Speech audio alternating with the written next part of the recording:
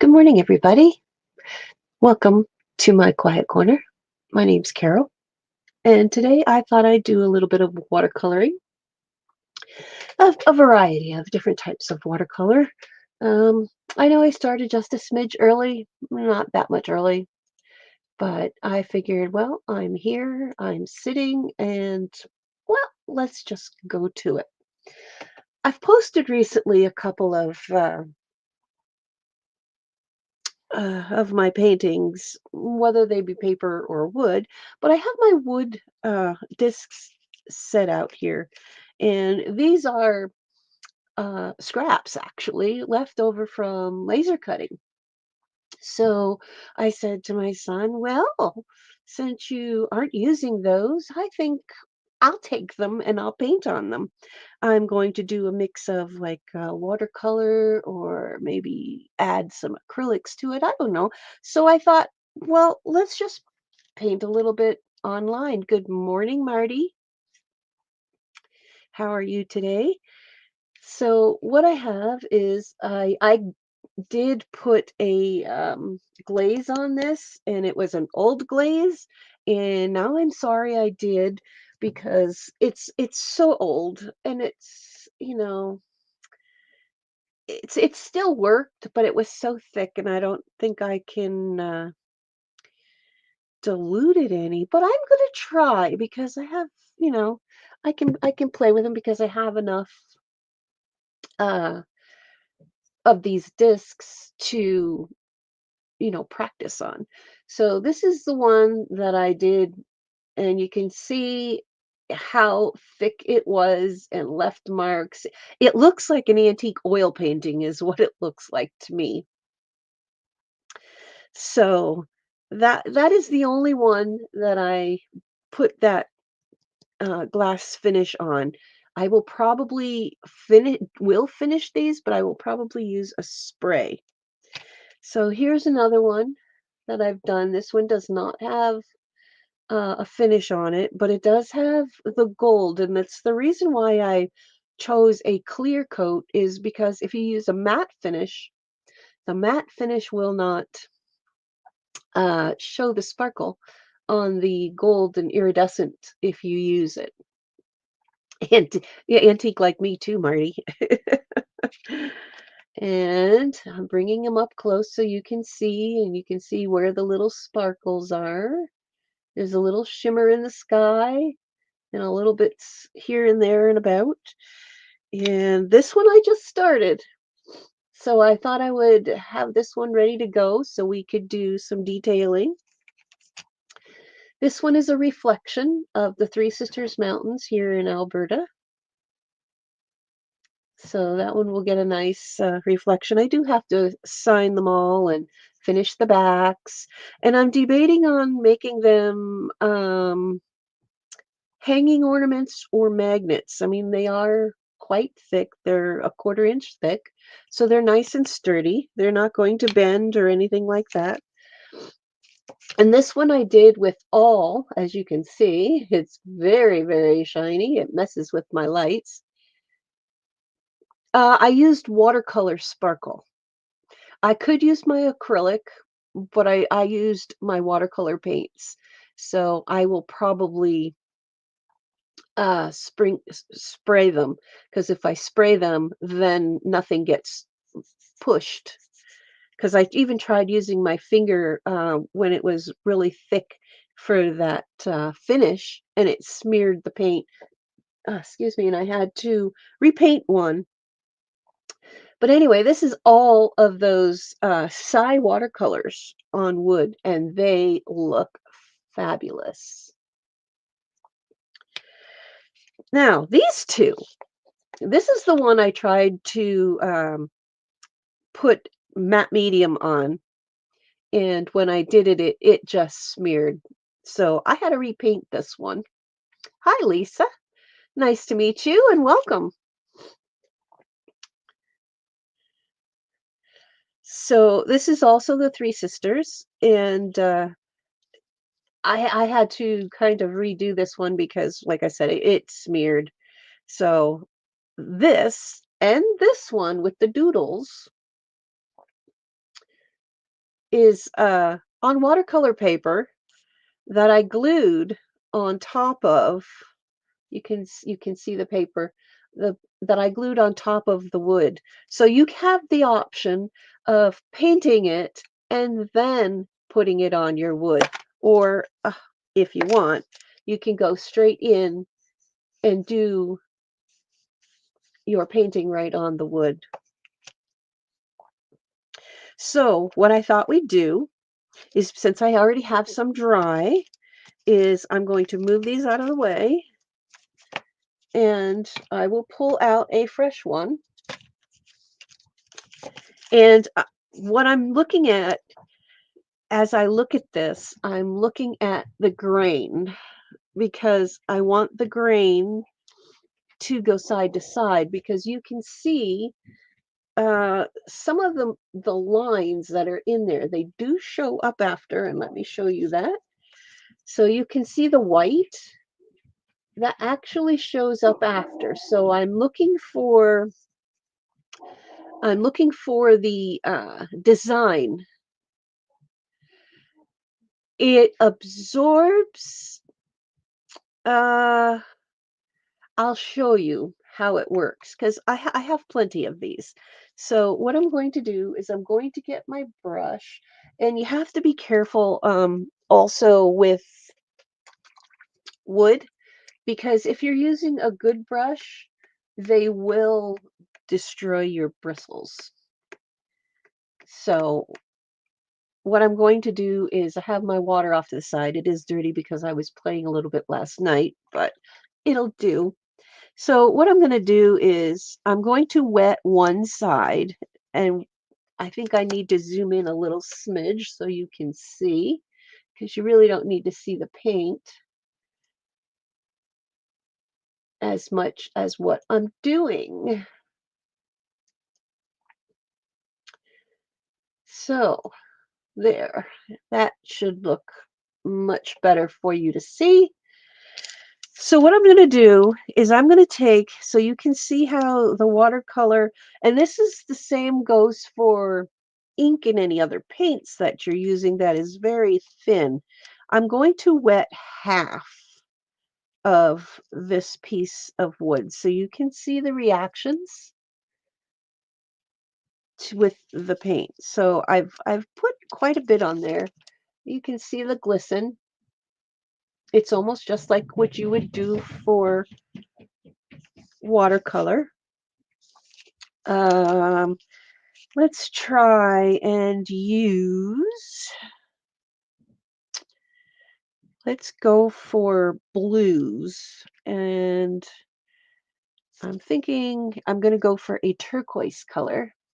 And what I am using is the Holbein watercolor. Now, the Holbeins I have are the transparent ones.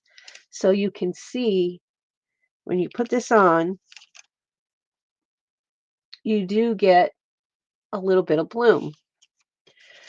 Now, when you put it on this side, you also get a little bit of bloom. It will follow the grain. I don't think you can see that as well, but it's starting to come out, and it will follow. Not as much, but it will follow. So now what I'm going to do, yes, it does raise the wood fiber. Yes, it does.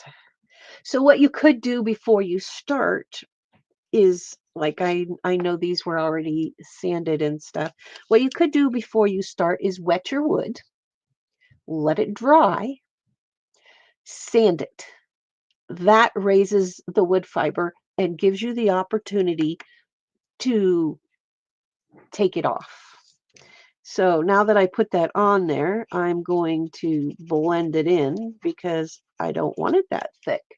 So you can do either way. And the reason I'm using the watercolor brush is because this is an old one, and I don't really, it doesn't matter if the bristles get any more messed up than it already is. But you can see how I can make this this paint flow on here. It just scoots across the top. So this went right in. So that is the one way to get around the raised fibers is wet your wood, sand it down, and then you can continue on painting. So I'm going to make sure this is wet all over the place. I really like that blue. I'm thinking I'm going to go blues and purples. So I'll pull this and I'm just going to, it's just like when you're using paper, it will spread. It will spread. But it looks so nice and you can get a really nice um, blend. Oh yeah, you'll have fun with the watercolors, but you can see the stripes coming through on here on the wood. You can see how it goes and it almost looks like a planet. So what I want to do is since they are going side to side, I'm going to put that purples up on the top and keep the blue there, but I'm going to add a little bit of green down in here and I'm going to follow this one line so it gives me a uh, a sky and a ground.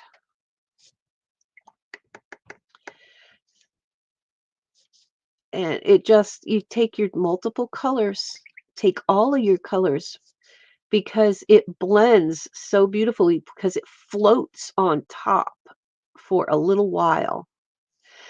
Now, the other thing is, if you want this to happen like this on watercolor paper, if you want to get this floaty effect, add some salt to your water. When you add salt to your water, it makes it a softer water and it suspends your pigments in your paints for a little bit longer, which gives you the opportunity to manipulate and move and smooth where you want your paint to go. It just floats on top of the paper. So that's a little tip for you. Now I want to add a little bit of brown, and I think I'm going to go for a sepia color. And I'm trying to keep it out of the glare for you so you can see. I want to add little mountains in the background. I'm probably going to go with a little bit darker of a color as well, but it's just a start. I'm adding in a little bit of a Payne's gray, or it could be a lunar black. I don't have the names written down on my paints, and I think I'm going to do that because, sometimes it's nice to know exactly what you're using so you can repeat this along the way. So this is just my baseline is what I'm working on right now. It's just the base. And I have a mix of my Daniel Smith, my Holbein, and my M. Graham sitting in front of me.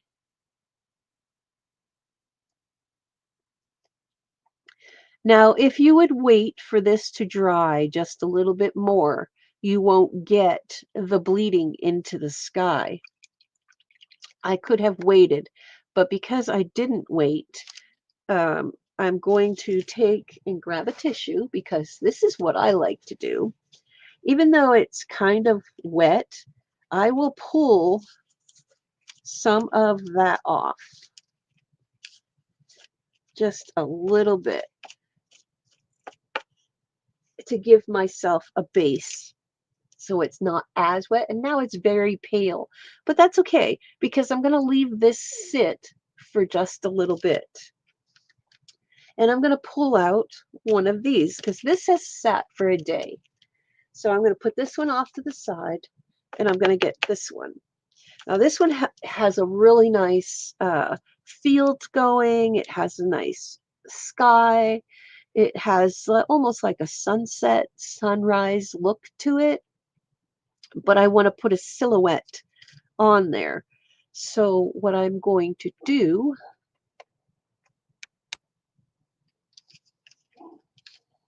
is decide whether I want mountains or do I want trees.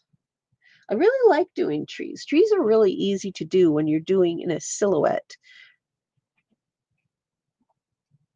How about a bit of both? How about we'll do mountains on one side and trees, a foreground tree on the other. So, and this is nice and dry. So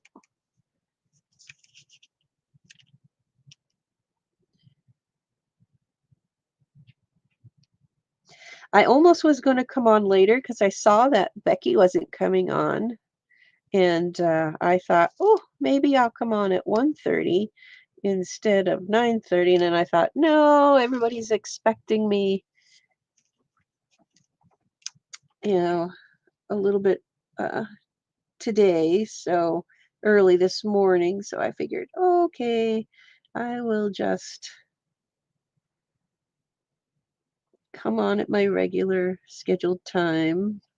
I don't know if I like having the limited morning, so I may look for an afternoon because the morning for me is always rough, always rough. So now, um, I got my mountains, but now, hi Pam. Now I want to take and do my trees, and I'm debating. I think I want a dark tree, so I'm gonna take some of my oh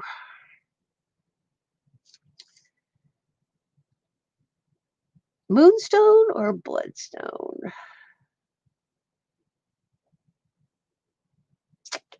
I think I'll use the bloodstone, which is this is it just does not stay put in here.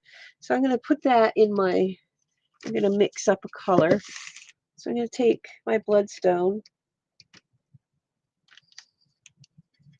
and I want to make a deep green. So I think I'm going to use the undersea green,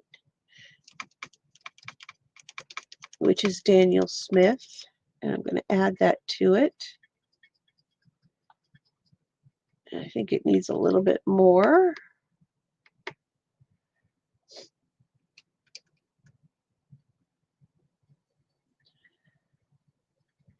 And a little bit more green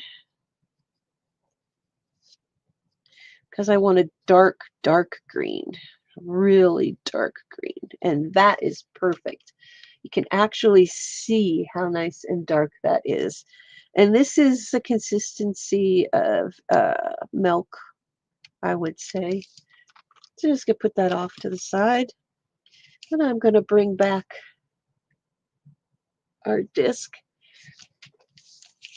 I'm gonna turn it sideways because it's easier to make the line go up and down because I follows my arm instead of going like this and try to get it straight. I'm going to put 2 trees, maybe 3. So I think I'm going to make the taller tree over here. And I think that is just a little bit too wet.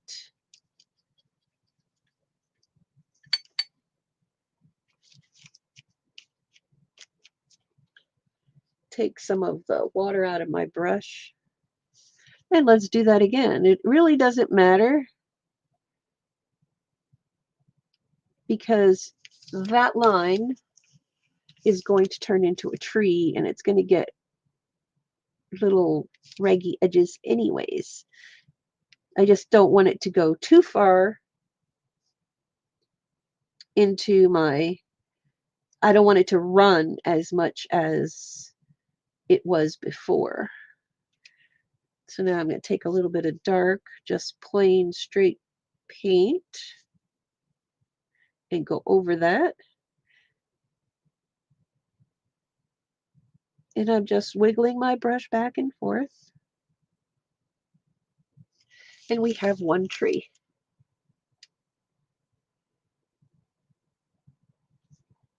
But it does have, little bits of bloom, but that's okay. It's fine.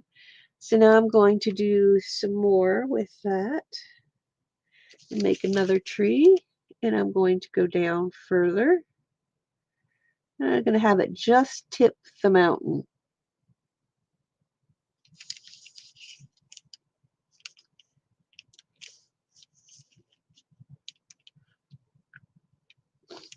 Yeah, I didn't share this morning, so I know that's why not a lot of people are not here. Some people still don't know that I'm here, but that's all right if I'm gonna change my time. Trying to find a good spot that's good for me. So there's two trees. And I'm going to put a tree over on this side because it kind of balances it out. And that's why I did uh, the brownish color mountains, because when I use the darker color for the trees, it it looks so much better.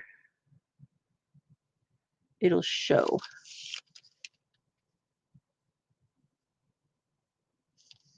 And this one I want to make it a little shorter, but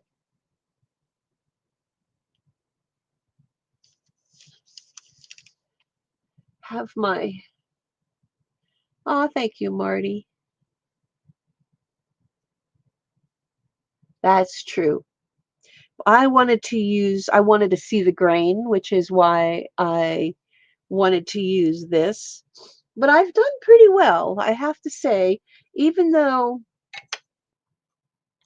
even though they bloomed a little bit, they still look really, really nice. Like they hardly have any bloom at all. That one looks so 3D, but I love the grain look. So I will go back in and tinker, and you fiddle with what you like and what you don't like. And now I'm going to go for my undersea green, no, my apatite green, the Primatech color, because I think that's what I used. Brush some of it off to the side. Now I need a place for these trees to stand.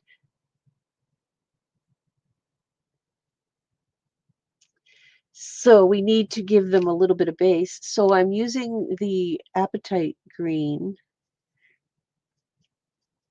and I'm going to just give an area in and around so it's a little bit darker, just for the tree to have a spot to sit.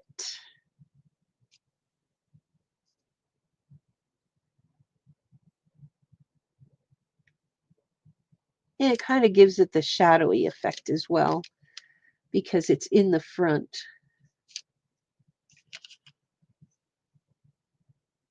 So you can see how that changes it. So on the mountains, I want to add just a tiny bit of white, just because they got snow on the caps. They have some snow. So it'll blend just a smidge, which is fine, because I'm going to come back in.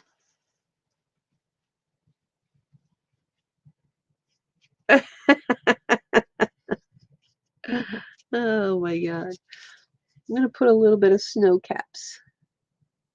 You can also lift the paint still. You can also lift paint on wood. I don't know if you knew that or not.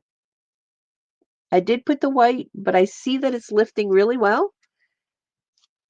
So I will just keep that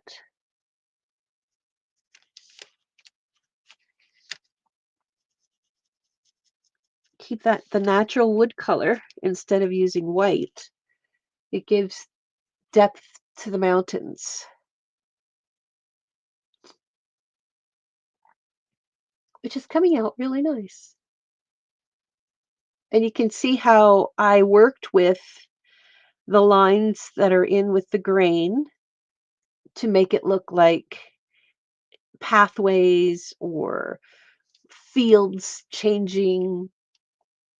So it gives you a variety of options when you're using a wood disc. Now let's come back to this one because we're already in a half an hour. We'll put this one over here. Let's come back to this one. Now this one needs a little bit more enhancing. I want a little bit more of a sky in there, so I think I'm going to go with uh, a darker blue. I want a darker blue. Now this is still damp, and I want to bring out that color because I want to sprinkle it with um, stars because I think I'm going to go for a nighttime sky. Like I said, this is around the mountains as well, so I'm going to try and just bring the edges darker, a little lighter in the middle, and have it bleed its way in, which is what I do like. I do enjoy that look of transition.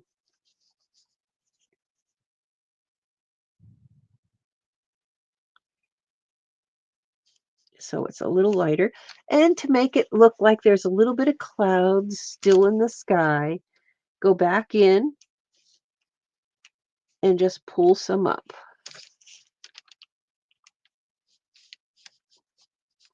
So it's just that little bit of a shade difference. Like I said, you can always go back after and lift. So now that the sky is still wet, we're going to go for the grassy greeny area. And I want a little bit of uh a little bit of a transition between the mountains. So I'm going to follow one of those lines that's there, make it look like a field, but it'll also show a little bit of greeny blue in the background. So you get that it's transparent over the next color, which then gives it that shade of a different shade of green.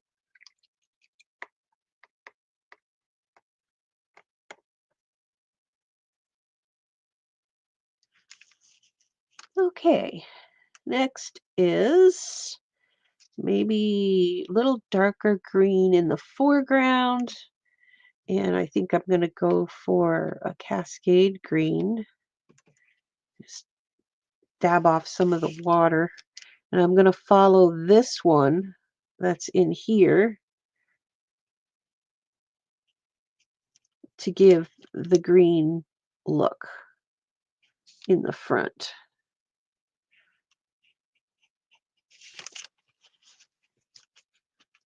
And if you're not crazy over how it went, just take it off. Take it off. It just didn't seem to be doing what I wanted it to do. So let's try again. Now I know that that is wet because I just put that on there. So I'm going to start at the bottom and work my way up. So if it does bleed, it just goes so far.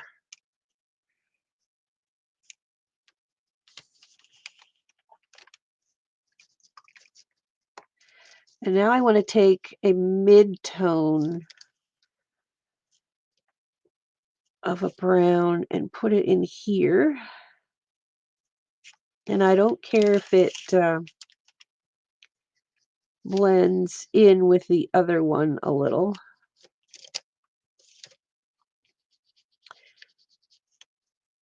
And that's what creates the nice landscape is because they do blend. If you watch your landscapes, you can see that as it transitions, you see your greens and your browns blending.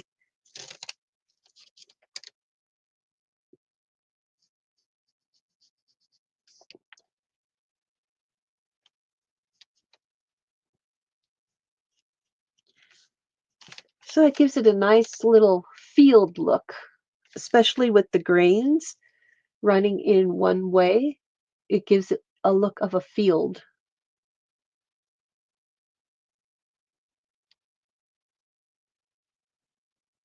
You can still see how wet it is from the sheen.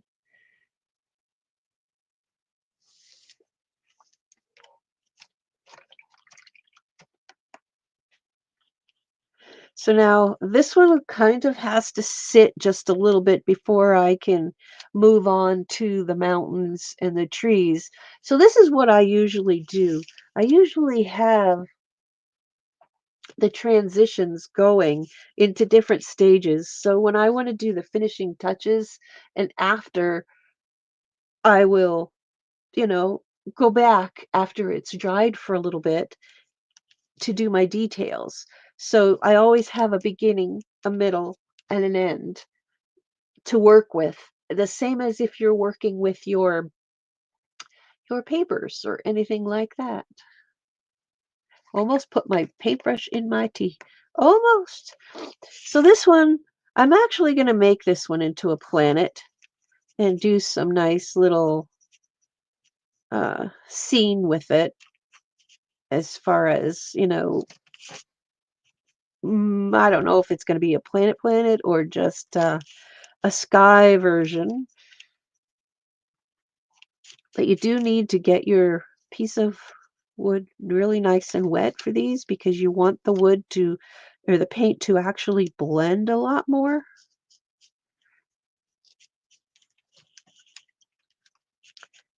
So I see I'm drying off my brush because my transition here is going a little bit too far. So I'm just pulling it out, the brown out, because I don't want it to travel that far. And you have to keep an eye on it because it's not the same as paper. It does have little laneways to travel. Exactly, Marty. That's why we have everything going on at once. So now I'm going to go with purples and pinks and blues, and I'm just going to have fun. And you can do the same thing on paper. Like I said, if you want it to bloom and travel, add a little bit of salt to your water. It does help. I do that occasionally, not all the time. And I'm going to take little bits of purples.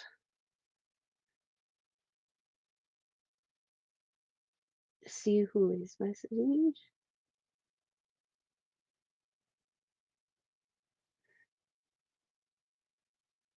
It was my daughter-in-law getting things ready to be mailed.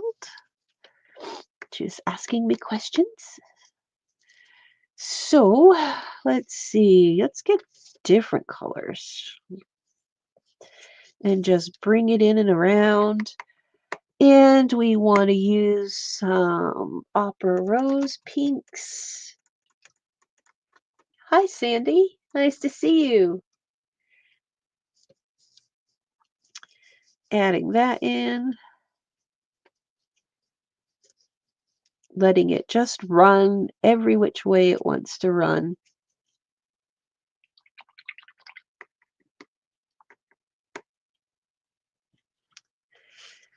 So let's see, what other do we want to add in there? Maybe just little smidges of white just going through. Just blending the white. A little misty look going on. But do, go back in, add more if you don't think it's dark enough, you can add more. I went over that color and I shouldn't have probably, but that's okay because we'll go back in with some blues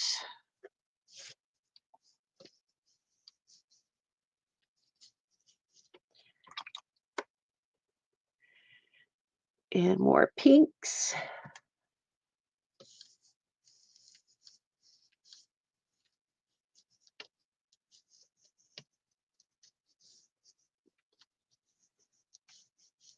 And I'm kind of making those kind of blend together just a little bit so they're not as bold. I want it to be there, but I don't want it to be as in your face. Now, if you want,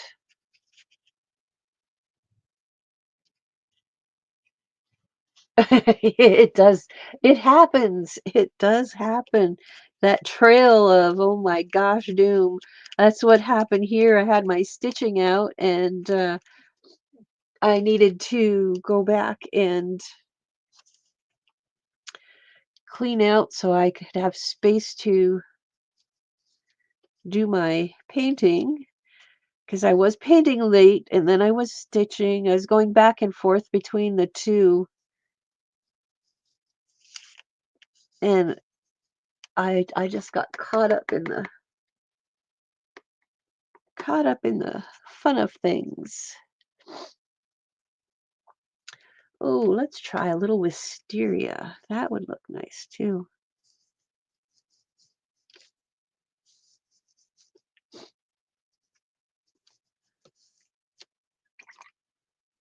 A little more wisteria.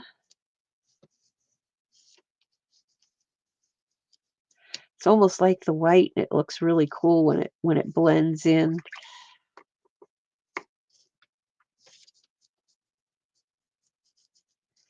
And I am using different color purples as I go to give it a little bit of depth.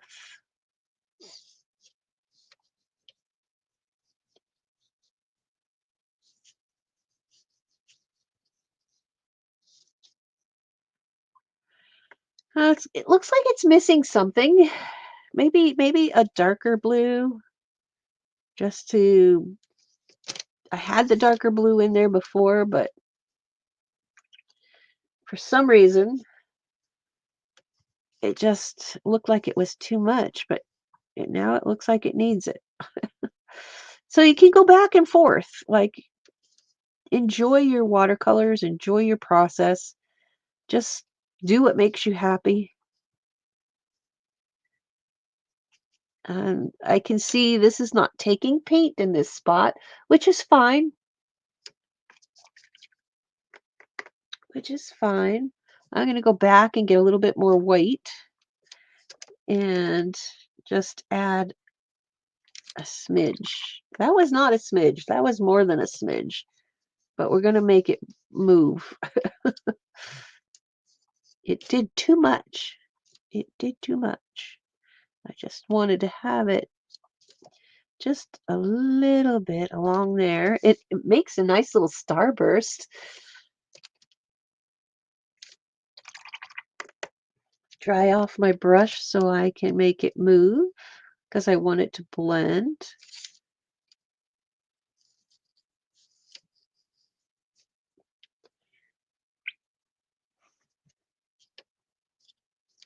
I hope you're enjoying this little fun piece of art today. I know it's a little different than what I usually do, but I enjoy all kinds of art. So if you follow my channel, I do appreciate you hitting that subscribe button and leave a comment after and hit that thumb. That's really appreciative. I am working my way to get to 1,000 subscribers.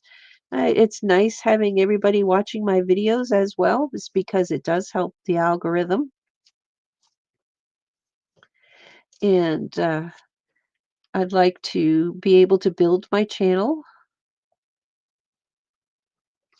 And I'm adding just touches along the edge just to bring in that purple just a smidge more. Even though it's bleeding in the center, I like that because it's creating a look of round. Oh, thanks, Sandy. Thanks, Marty.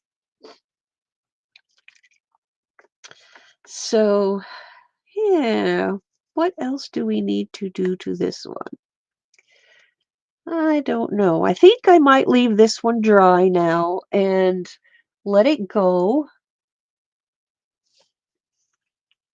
have its day and time to just do its thing. This one is still working, and now we can go back to this one if we need to and add. I don't even know if it needs anything actually. Maybe just to go over the trees to bring them out just a little bit more so you can't see the background. Oops, move stuff over, move it up to the middle.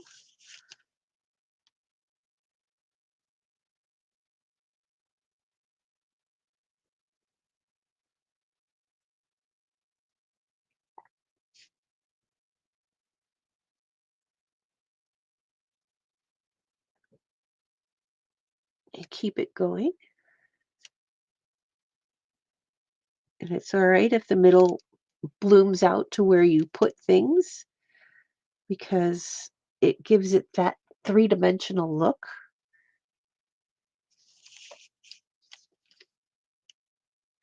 So after it sits, you can go back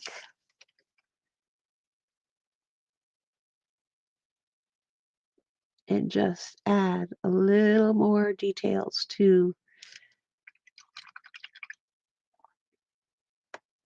your trees or your ground. And I think I'm going to take and use a dark brown. Oh, this one.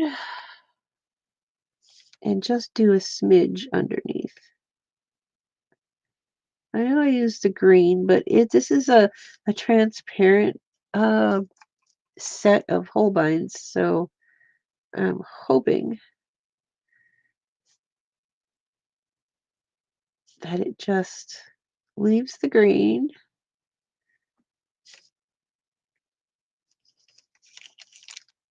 and gives it another whole different look because they're in the shade. So this one is still a little bit too wet to do anything with, as well as this one. So I'm going to show you a little bit of what I've been playing with while these are drying. And I probably won't get to finish all of them, but I've been playing on paper, doing my watercolors on paper and just having some fun. This is my swatch book. I was running out of watercolor, small watercolor paper. So I did that. And then I was playing in here with different different styles and I've showed these on other places with doodles in squares. I was trying to collect all the different styles of doodles and I think I showed these on somebody else's live that I was on, but I was just having some fun playing. So I thought, oh, why not? I've gotten back into doing more and more of my art, so it's been a nice little pick me up and more little stuff. Just some Zen doodles, Zen tangles. It was a whole mix of a ride that I was going down. It's like, oh, now let's try this and let's try that. Yes. And that's just random everything. And then I did a Zen tangle. I saw a whole bunch of different things that I liked on Pinterest. So I thought, oh yeah, let's just do some of that. Look at see the shadow I've got going on there. Some more of my and there's the one that I showed that I had posted on my Facebook and stuff, my three sisters. And bloom where you are planted. I was playing along with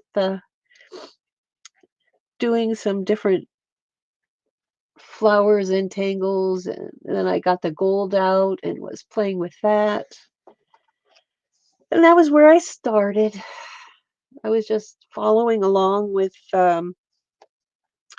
what's her name? Minutes of Zen, and I can't read the other one that I put there, but I was following along with what she was doing. So, anyway, I am going to say thank you, everybody. Hi, Angela. I am just leaving because Anne will be coming on, I think, at 10, 11, 12:30. So I'm going to leave these as is. I will finish them. Art, art does inspire art.